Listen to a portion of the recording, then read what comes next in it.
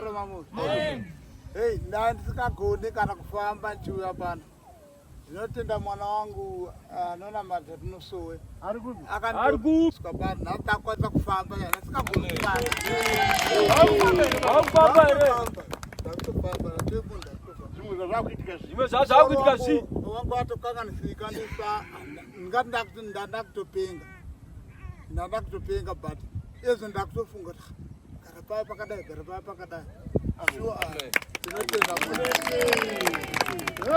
Yeah. Tatenda hang. Hallelujah.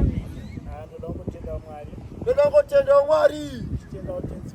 Tenda tenzi maikoro. Kubva pandakauya pano. Kumba kwangu kune dambudziko.